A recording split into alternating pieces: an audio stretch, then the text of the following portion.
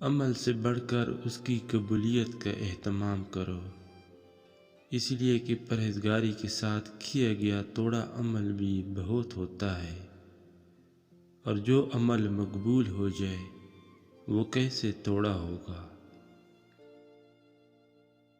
ہر وہ دن جس میں اللہ پاک کی نافرمانی نہ کی جائے ہمارے لیے عید کا دن ہے۔ جو شخص یہ گمان رکھتا ہے کہ نیک اعمال اپنائے بغیر جنت میں داخل ہوگا تو وہ جھوٹی امید کا شکار ہے۔ خرچ کرو، تشہیر نہ کرو، اور خود کو اس لیے بلند نہ کرو کہ تمہیں پہچانا جائے اور تمہارا نام ہو، بلکہ چھپے رہو اور خاموشی اختیار کرو، سلامت رہو گے۔ انسان کا قد 22 سال جبکہ عقل 28 سال کی عمر تک بڑھتی ہے۔ اس کے بعد مرتے دم تک تجربات کا سلسلہ رہتا ہے۔ گناہوں کی نحوست سے عبادت میں سستی اور رزق میں تنگی آتی ہے۔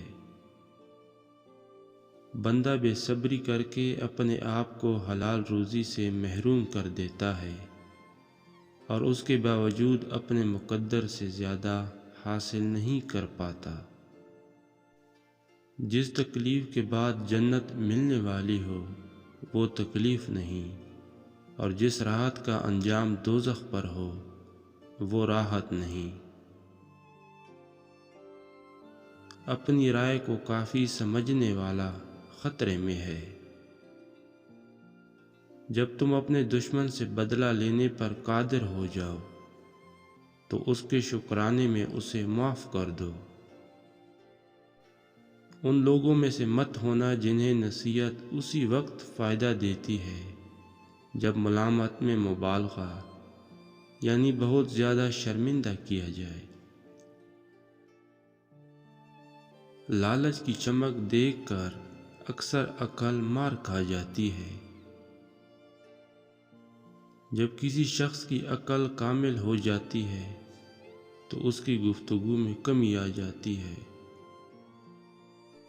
لوگوں میں جو زیادہ علم والا ہوتا ہے وہ اللہ پاک سے زیادہ ڈرتا، زیادہ عبادت کرتا اور اللہ پاک کی رضا کے لیے زیادہ نصیحت کرتا ہے۔ مال و اولاد دنیا کی کھیتی ہے اور نیک اعمال آخرت کی۔ اللہ پاک اپنے بہت سے بندوں کو یہ سب عطا فرماتا ہے۔ اگر میں چاہوں تو سورہ فاتحہ کی تفسیر سے 70 اونٹ بھر دوں، یعنی اس کی تفسیر لکھتے ہوئے اتنے رجسٹر تیار ہو جائیں کہ 70 اونٹ اسے اٹھائیں۔